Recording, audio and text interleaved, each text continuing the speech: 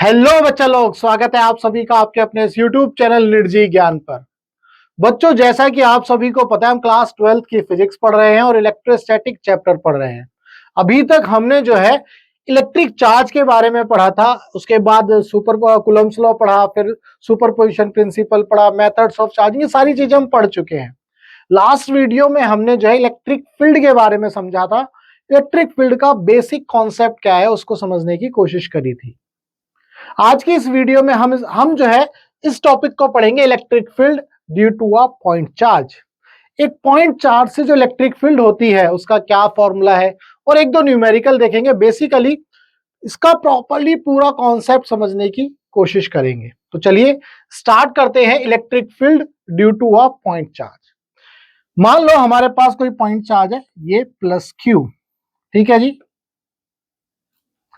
अब आपको मैंने लास्ट वीडियो में बताया था, इस प्लस क्यू, कैपिटल क्यू जो है, इसकी वजह से चारों तरफ एक फील्ड बन जाएगी। लेट्स से ये फील्ड बन गई, ठीक है। उसको हम क्या बोलेंगे? Electric field. Electric field is the space around the given charge in which force of attraction और repulsion can be experienced by any other charge, ठीक है जी। तो यहां से लेट्स से मुझे किसी पॉइंट पी पर, मान लो ये पॉइंट है हमारा, इस पॉइंट पी पर मुझे क्या करना है? इलेक्ट्रिक फील्ड निकालनी है, ठीक है। ये हमारा प्लस क्यू, ये इसकी फील्ड बन गई, और इसकी वजह से किसी पॉइंट पी पर मुझे क्या निकालनी है? इलेक्ट्रिक फील्ड निकालनी है।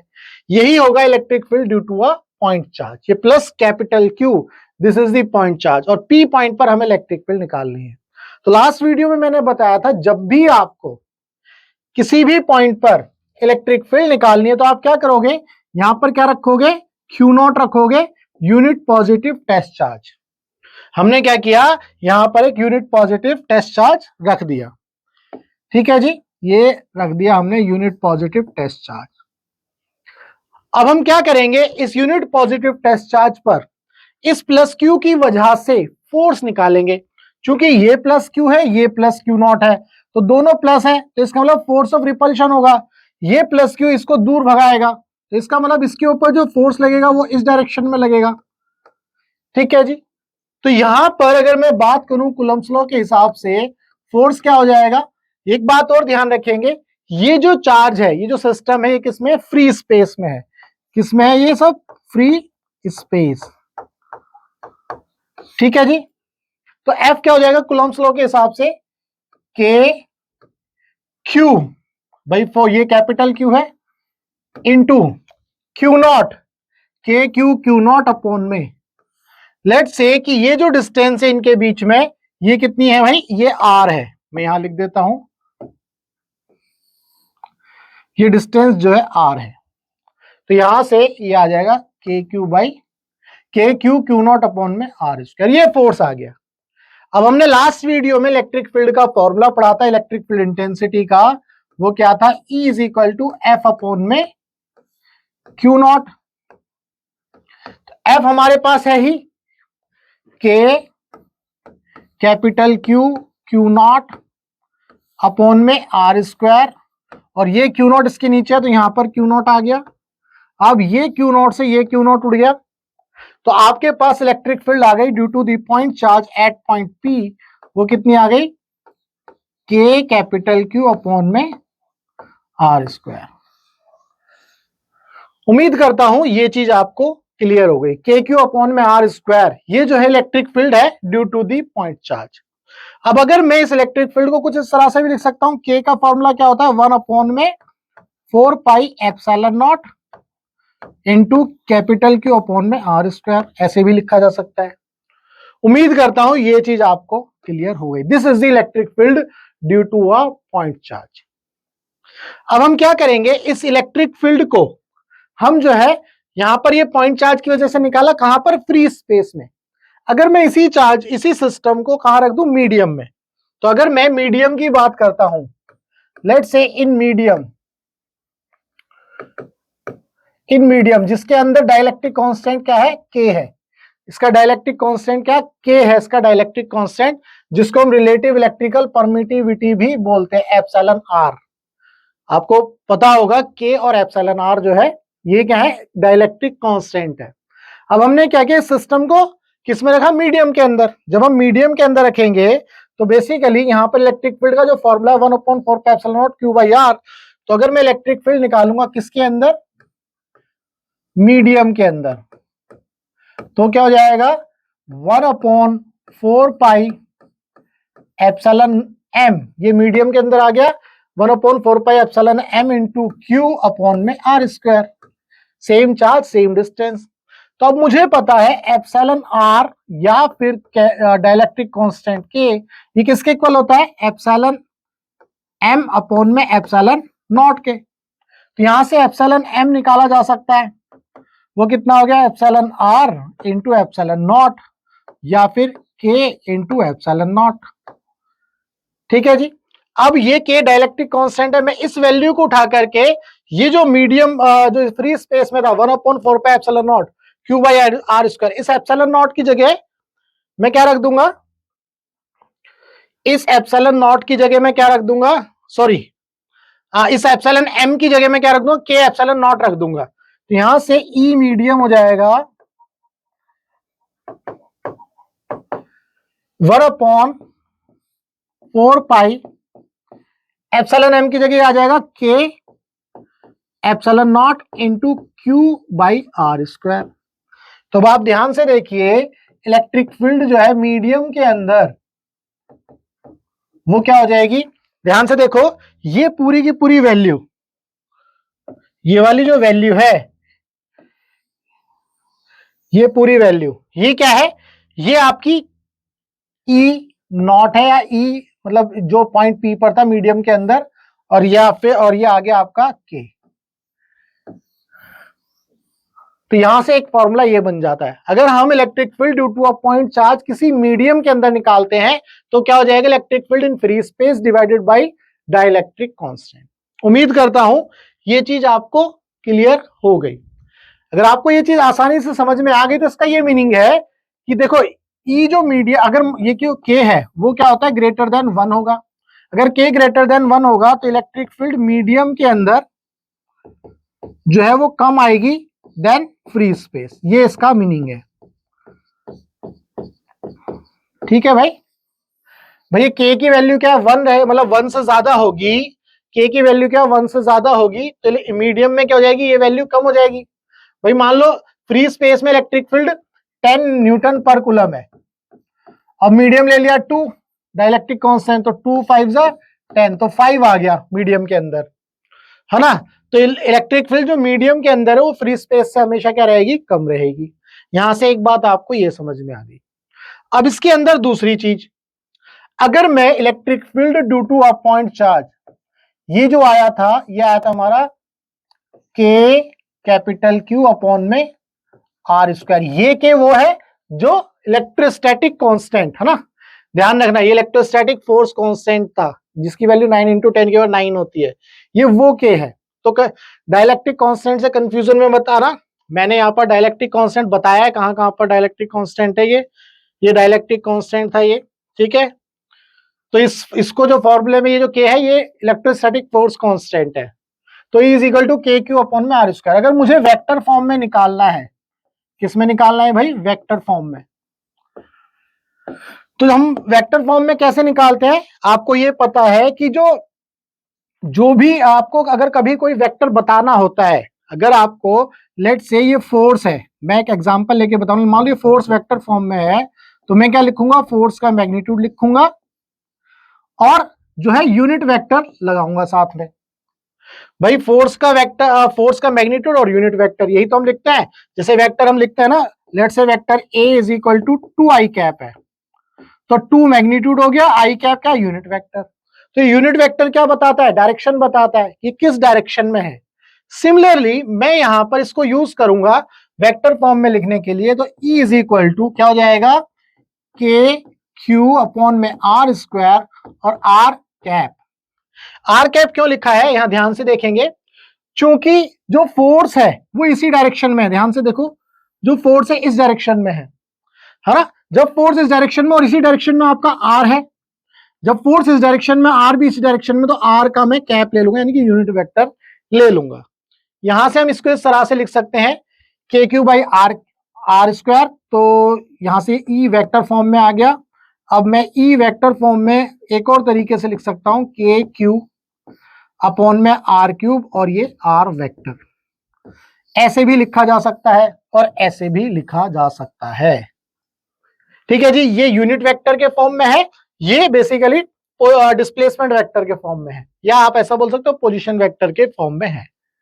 तो उम्मीद करता हूं ये वेक्टर फॉर्म भी आपको समझ में आ गई। अब इसके बाद आगे बढ़ते हैं। बेसिकली अब यहां पर हमने इसका कॉन्सेप्ट तो समझ लिया, electric field due to a point charge. थोड़ा सा आगे बढ़ते हैं। अगर हम यहां पर मान लो आपके पास पॉइंट चार्ज है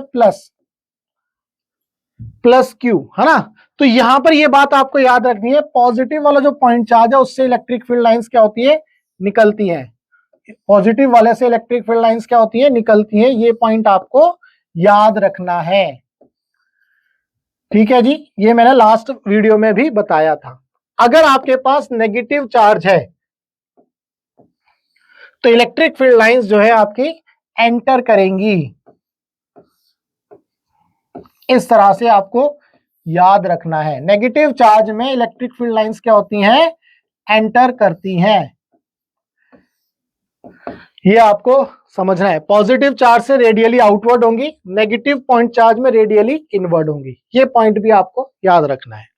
इसके बाद अब हम जो है क्वेश्चन की मदद से समझने की कोशिश करते हैं। जो इलेक्ट्रिक फील्ड का जो हमने कॉन्सेप्ट समझा, electric field due to a point charge, उसको एक बार एक न्यूमेरिकल से करने की कोशिश करते हैं। मान लो ये हमारा ओरिजिन है, ठीक है। इस ओरिजिन पर क्वेश्चन एक बार मैं फिर भी थोड़ा सा पढ़ लेता हूं ताकि जो है गड़बड़ ना हो। मान लो ओरिजिन पर क्या है, 1 माइक्रोकूलम का चार्ज रखा हुआ है और हमें जो है पोजीशन वेक्टर 1 2 3 1 2 3 4 ये पोजीशन वेक्टर है। ये पोजीशन वेक्टर है आर। ये कितना है, 3 आई कैप, मतलब इसके पॉइंट दिए हैं 3 4, तो यहां पर 3 I cap plus 4 J cap आ जाएगा वेक्टर। तो यहां पर लेट से ये पॉइंट पी है हमारा, इस पी पॉइंट पर आपको क्या निकालनी है, इलेक्ट्रिक फील्ड निकालनी है। इलेक्ट्रिक फील्ड एट पी वो कितनी होगी। ठीक है जी, अब हमें जो है इस क्वेश्चन को बेसिकली सॉल्व करना है। तो हमारे पास क्या फॉर्मूला था, अभी हमने देखा था, इलेक्ट्रिक फील्ड जो है वेक्टर फॉर्म में अगर मुझे निकालना है तो के क्यू अपॉन में आर स्क्वायर और साथ में आर कैप, ये यूनिट वेक्टर आ गया। ठीक है जी, तो के की वैल्यू क्या है, 9 इंटू 10 की पावर 9, चार्ज कितना है 1 माइक्रोकूलम का, 1 इंटू 10 की power -6 divided by R square. R square magnitude है, तो यहां से आर का जो है मैग्नीट्यूड आप निकाल सकते हो। वो कितना हो जाएगा, वेक्टर का जो मैग्नीट्यूड निकालते हैं 3 3 9 प्लस 4 चौक 16, तो कितना आ गया 25, स्क्वायर रूट में 25, तो बाहर आ गया 5। ठीक है जी, तो ये 5 का स्क्वायर और आपका आर जो है कैप। अब इसका यूनिट वेक्टर निकालना है, तो अगर आपको इसका यूनिट वेक्टर निकालना है तो कैसे निकालते हैं, R vector divided by mod of R. तो आर जो वेक्टर है तो है ही आपका 3 I cap plus 4 J cap divided by 5, ये आ गया आपका आर यूनिट वेक्टर। इस यूनिट वेक्टर को उठा करके यहां रख देंगे। ठीक है जी, तो यहां से इसको सॉल्व कर लेते हैं। 10 की पावर -6 से जब ये जाएगा तो यहाँ 3 बच जाएगा, तो 9 इंटू 10 की power 3 divided by 25 into R cap, तो 3 I cap plus 4 J cap divided by 5। ठीक है, तो यहां से इसको सॉल्व करेंगे, 9 इंटू 10 ऐसे कर लिया मैंने, 25 into 5 3 I cap plus 4 J cap, कुछ इस तरह से लिख लिया। अब आप इसको सॉल्व कर लो, 25 चौका 100, 5 दूनी 10, तो 4 दूनी 8 और 9 72, तो आंसर क्या आ गया 72 3i cap plus 4j cap. This is the electric field due to a point charge. उम्मीद करता हूं ये चीज आपको क्लियर हुई कि इलेक्ट्रिक फील्ड बेसिकली हमें किस तरह से कैलकुलेट करनी होती है due to a point charge. ये बेसिकली वेक्टर फॉर्म में हमने किया है। कुछ सवाल आपको इस तरह से भी मिलेंगे। मैं आपको यहां कॉन्सेप्ट समझा देता हूं। भाई आपको कुछ सवाल इस तरह से दिए जाएंगे, मान लो कोई एटम है और बोलेंगे भाई ये न्यूक्लियस है, न्यूक्लियस से और ये इलेक्ट्रॉन की पोजीशन है, तो बोलेंगे इस पॉइंट न्यूक्लियस से इलेक्ट्रॉन पर यहां पर इलेक्ट्रिक फील्ड निकालनी है, लेट्स से पॉइंट पी है, ठीक है। तो भी आप जो है इलेक्ट्रिक फील्ड जो आराम से यही फॉर्मूला लगाओगे, के क्यू अपॉन में आर स्क्वायर वाला फॉर्मूला लगाओगे और इसको सॉल्व कर लोगे, ठीक है। इस सवाल, ये वाला सवाल इसलिए नहीं करें क्योंकि कैलकुलेशन थोड़ी ज्यादा हो जाती है, बट आप कॉन्सेप्ट समझ लो। भाई मान लो कोई एटम है, ये न्यूक्लियस है, इस न्यूक्लियस के चारों तरफ इलेक्ट्रॉन घूमते हैं, तो बोलेंगे कि न्यूक्लियस से इलेक्ट्रॉन पर, जहां पर इलेक्ट्रॉन है उस पॉइंट पर हमें इलेक्ट्रिक फील्ड निकालनी है। तो जब आप इसका चार्ज लोगे तो जो न्यूक्लियस का जो चार्ज होगा, यानी कि जो प्रोटॉन होगा उसका चार्ज लेना है, प्रोटॉन का चार्ज लेना है। हमें किस पॉइंट पर निकालना है? इस पॉइंट पी पर इलेक्ट्रिक फील्ड निकालनी है। तो आप ये फॉर्मूला यूज करना, इलेक्ट्रॉन का चार्ज नहीं ले लेना, प्रोटॉन का चार्ज लेना है। क्लियर है? और डिस्टेंस ये हो जाएगी आर। तो ये basically electric field due to a point charge के कुछ न्यूमेरिकल थे जो आपके कॉन्सेप्ट को बिल्डअप करेंगे। उम्मीद करता हूं electric field due to a point charge आपको अच्छे से क्लियर हुआ, ठीक है जी। अब हम पढ़ेंगे electric field due to a multiple charges, यानी कि दो या दो से ज्यादा चार्ज होंगे तब आप इलेक्ट्रिक फील्ड किस तरह से कैलकुलेट करने वाले हो, ठीक है। तो इस कॉन्सेप्ट को हम जो अपनी नेक्स्ट वीडियो में समझने की कोशिश करेंगे, जिसके अंदर हम सुपरपोजिशन प्रिंसिपल भी समझेंगे। तो उम्मीद करता हूं इस क्वेश्चन के, मतलब इस कॉन्सेप्ट में आपका कोई भी डाउट नहीं है, आपके सारे डाउट जो है क्लियर हो गए होंगे। अगर आपका फिजिक्स में कोई भी डाउट है तो आपको इस नंबर पर क्या करना है? व्हाट्सएप करना है। हमारा मकसद है टीच फ्री फॉर इंडिया। आप इंडिया के किसी भी कोचिंग सेंटर में पढ़ते हो, चाहे अड्डा, चड्डा, पड्डा, गड्ढा, पीडब्ल्यू, टीडब्ल्यू, कहीं भी, और आपका फिजिक्स के अंदर डाउट है, चाहे वो थ्योरी हो या क्वेश्चन हो, सॉल्व नहीं हो रहा है, तो आपको बस इतना करना है, आपको अपना डाउट इस नंबर पर व्हाट्सएप करना है। हम आपके डाउट का बेस्ट वीडियो सॉल्यूशन आपको बना करके देंगे। तो चलिए मिलेंगे हम अपनी नेक्स्ट वीडियो।